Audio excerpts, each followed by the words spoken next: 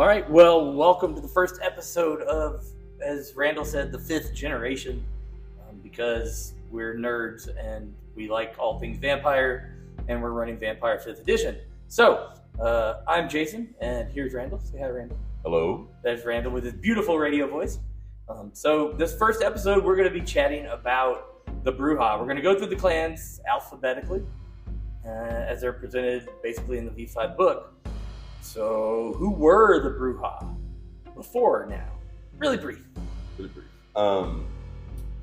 They were the scholar clan, the philosopher king, so to speak. Gatherers of knowledge and attempted builders of a better society.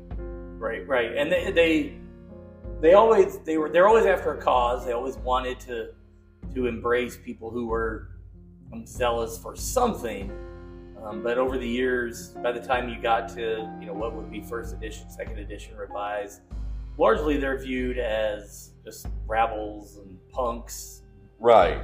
Things like that. No, I think the key thing is, I think the one thread that runs throughout Brujah, regardless, is they're idealists. Mm-hmm. Those ideals could be flawed, they could be noble, but they're believers. Right. And they're not going to budge once they've...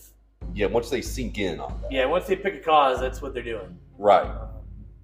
So now in V5, which is what we're playing, and the whole point of everything that Randall and I are doing in our game is focus on how are things now.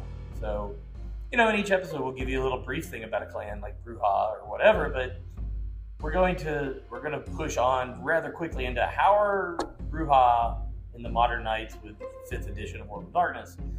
So now the Brujah still have that drive that I'm going to embrace somebody who is zealous and who has a cause and all that, but their ranks are filled with everything from lawyers that are skimming stuff off the top and businessmen who are doing that to your typical almost mafioso dock worker who controls the dock. Yeah, union guy. Yeah, the union guy. Yeah. They also have that still rabble rouser rebel thing to them, but I think they've moved away from the philosopher king bit, except for the Helens. The Helens are still right. Well, there's the way I kind of like to look at it is they have kind of in a lot of ways it seems like they kind of have become embodiments of leftist thought. By that I mean it's like you have the Helens, which are basically theory, the theory guys, right? So those are your professors and your economics guys and philosophers and stuff like that or just politically active folks, right, who are just deep into things, who have all the concepts of utopia, justice, right, social equality. But then you have the praxis, right, which is that the guys that are actually out there shaking the direct action. Direct action, yeah. They're the ones throwing the Molotov cocktails. Exactly. And so I think that the philosophy is still there. It's just that, as so often happens in the real world, action gets attention. Mm-hmm. Yeah, the squeaky wheel gets the grease. Yeah, and so even if there may be that very wise professor that's hanging out somewhere down there in the quad or at the university that has all kinds of great ideas about what the clan should be doing or prioritizing like that, ultimately he's going to fall on deaf ears a lot of times because it's the guys in the streets that are actually kind of making things happen, right, for good or ill. Yeah, it's just, we're going to do something. Right. Right. Traditionally, Brujah have been Camarilla for 30 plus years. Brujah have been part of the Ivory Tower. When we get to 5th edition, Brujah are not. Brujah are largely out, and they're in the Anarchs, which makes more sense to me that they're more, connected to the Anarchs than they are to the... No, it's a natural fit. Yeah. It's a natural fit. Yeah, and if you don't know the story of how this happens in game, between editions, there's this big conclave and a main Brujah, Theo Bell, kills a big Ventru in the Conclave, and then the Brujah leaves the Camarilla. That's the short of it. So the Brujah are largely considered anarch now. So for players, I think what that means is the Brujah are, depending on how you're running your game, the Brujah are coming in kind of on the back foot if you're playing in a big Camarilla city like we are, like Chicago. Right. I mean, even the Brujah that we have in our game has kind of been abused a good bit. Oh, yeah. No, she has had a rough way of it. It's, well, and I guess that kind of circles around down to the clan bang. I mean, like, right. That clan bang really does come and get you. It does. They take the -2 penalty on Fury Frenzies when they're having to do that.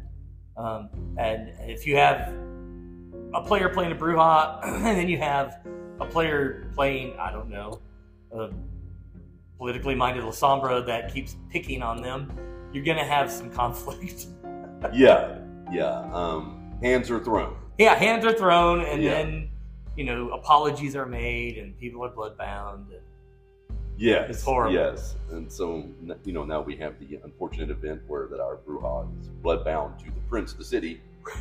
Right. Yeah. Who is a Ventru, and this is her worst nightmare, but every time it happens, she doesn't remember it because that's being a Ventru. Yeah. With Dominate. But Brujah have social skills.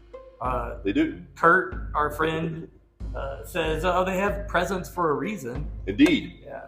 Well, I mean, and that's where that I think that it's like, again, when we get back to that idea of that, like, direct action in theory and stuff like that, because it's, that power is actually the one that universally applies to both of those groups. Right. The professor to inspire you, to like make you want to believe these greater causes and these bigger ideals and stuff like that. Or the guy in the streets that wants to whip you into that frenzy to go like, burn down a courthouse or federal building or something like that, or beat up a cop. Beat up a cop. Something like that. So it's in some ways, I mean, a lot of times I think get associated more with the like celerity and potence because of the rage factor. Right. But it's like the presence is the ability that actually applies to all facets of the Brujah clan. Sure, it can be used in any of the situations they find themselves in. And to be fair, I'm surprised the player who's playing the Brujah now played Toreador before and was heavy in the presence. Yes. And yeah. I mean, now she's largely ignored it other than awe. She's really decided to focus on the potence and celerity. Not even celerity, the potence. And those two disciplines for Brujah are just fabulous. That's what I think of when I think of Brujah. Kurt says they have presence for a reason. And it might be because I'm prejudiced. I'm not a huge Brujah fan, but right. That potence and celerity is the way to go. And I do appreciate that because it's speaking ahead a bit here, but it's like I have my thing where I just think that the Banu Hakim are like a ridiculous clan, right? But their kit is just like chef's kiss. Yes. I got blood sorcery, celerity, obfuscate. Yeah, it's like, oh my god, like really? I mean, that's just so fantastic, So it's so there are things like that, so I can understand the prejudice that comes in on that, but it's that aside though, it's like I've always actually kind of associated them idealistically more with the presence, but really love that potence and celerity thing that they have like going for them, because that's fantastic. Right.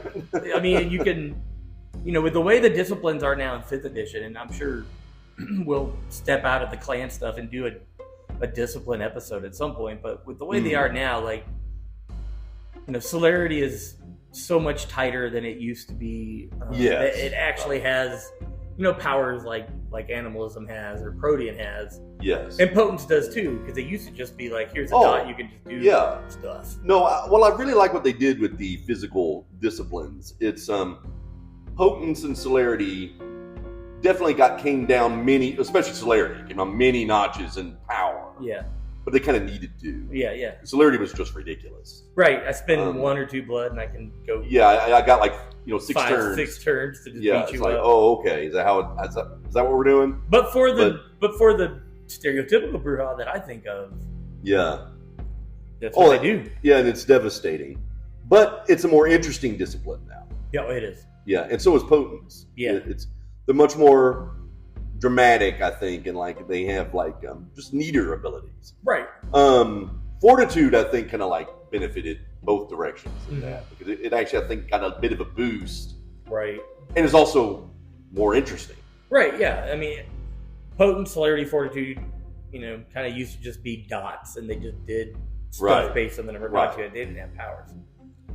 Now, with Potence and Celerity having actual abilities tied to them, it gives the Brujah a little bit more depth, because now they can either do Soaring Leap or they can do this Crushing Grip. And with the player's guide, if you get, God forbid, our Brujah player gets strong enough where she can flick you with a finger and apply her full potence and damage, that's horrible. Yeah. But it gives the Brujah a depth that I think they didn't have. Yes, yeah, because before, Presence was their only interesting discipline. Right. They were combat-wise devastating. No, everybody gave them that, but Presence was the only thing they had to actually kind of delve into something. Right. I'm going to do a neat thing right now, as opposed to just punch a hole through it. Right. In a very fast way. Right. Now, I can question you with Presence, or I can, just poke my finger through your eye. That's kind of what they did. Or climb a sheer wall. Or climb a sheer wall, or Batman leap between buildings. Or blink between things. Right. Yeah. Brujah become more interesting to me in 5th edition as a ST. I still struggle with playing them as anything other than like the rabble that I'm used to. That's been challenging. There's one SPC in Chicago that's Brujah that runs an academy. So playing him the once or twice he's shown up in a scene has been challenging. But I think overall they did a good job with Brujah. Well, I think so. Switching from system to system and like giving them some depth, because they needed some depth.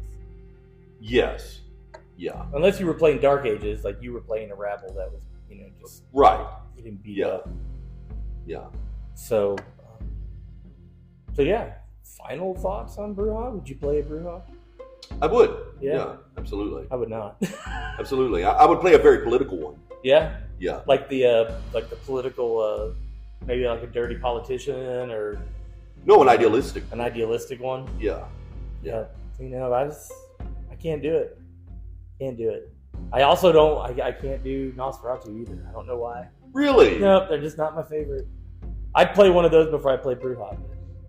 Interesting. Not a Brujah fan. I don't know. Just prejudice.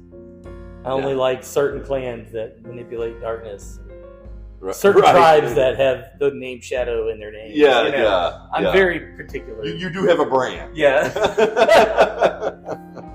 So next episode we'll move on to Banu Hakim, and because we've already mentioned them once, and we'll talk about their disgusting kit that lets them sneak around quietly. Sneak around quietly boil your and blood quickly while doing blood sorcery. Yeah.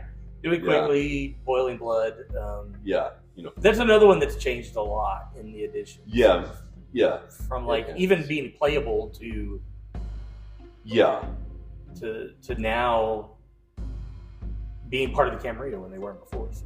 And everybody will get to see my prejudice thing come out on those. Right. Because we all have prejudices when it comes to imaginary races. I feel very strongly about this mythical creature of the night. This mythical creature of the night race. I am just not liking them. They need to go away. Yeah. All right. Well, thank you to Kingsmaker, as always, for letting us play here. We play here on... wow. We play here on Tuesday. We play here on Saturday and every other Sunday. And Kurt and Jan are awesome. They let us hang out here and do recordings when they're tired. So... thank you to Kingsmaker for letting us hang out. Thank you to Renegade for putting this books out so we can continue to be nerds. And that will do us for this episode. We will see you next week. Goodbye. Have a good one. Take care, everyone.